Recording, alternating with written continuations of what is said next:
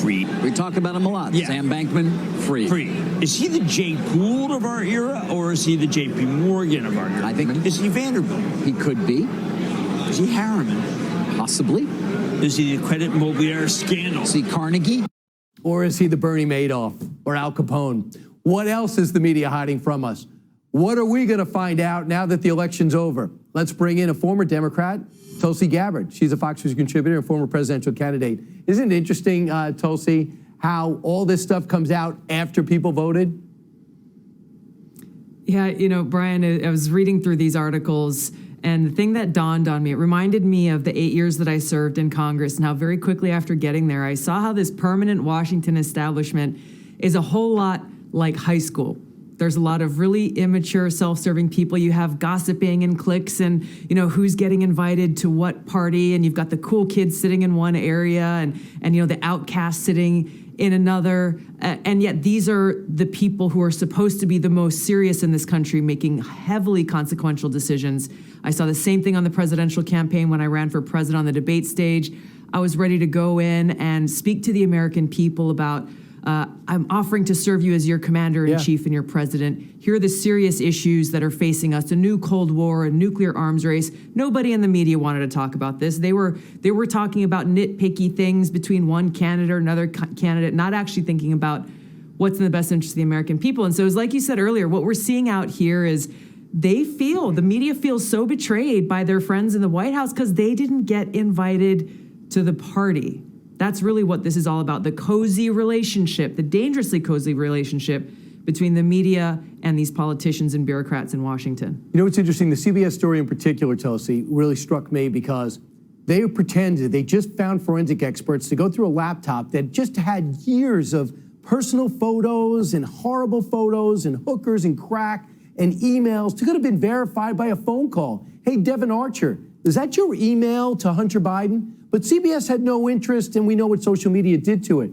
But they're about to be found out. So they're trying to get ahead of the story now that the House flipped. Almost the next day after the House flipped, they pretend to have cyber experts discover the laptop is real. Is that okay with you? Is it okay with the country? This should anger every American because it is absolutely revealing the danger to our democracy that this cozy relationship between journalists who are supposed to be doing their job in telling the truth, reporting facts, rather than being concerned about whether or not they're protecting their political friends, which is exactly what happened here. In the lead up to the 2020 election, all of these people in politics, in the media, in the national security state, in big tech, they got worried about this laptop because they had a feeling if voters knew what was in there, then they might not vote for Joe Biden. So they all got together and said, well, we got to do everything we can to keep this from the American people and therefore directly manipulate and influence the information that voters are exposed to influence and impact the outcome of the election. That's the real core issue here that everyone should be really disturbed about with this stuff that's in the news today. I have a theory I want to share it with you. Do you have a time? You have a minute? I do. Okay. They're done with Joe Biden. And now that they got through the midterms, he's 80 years old, they want to move on. So they're no longer going to protect the information in that laptop, which doesn't show a person addicted to drugs, which sadly we all can relate to somebody in our lives, directly or indirectly. It's going to show a former vice president doing deals in 50 countries, including with our enemies, that really sold his influence for his 50 years in Washington. That's what it's going to show. And I don't think anyone's going to protect him anymore. What do you think of that theory?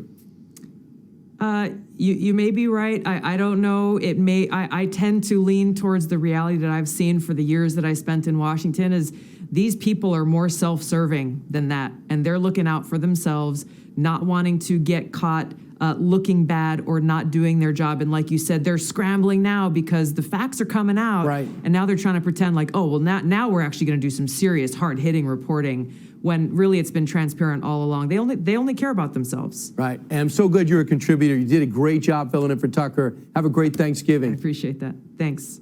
Hi, everyone. I'm Brian Kilmeade. I want you to do me a favor.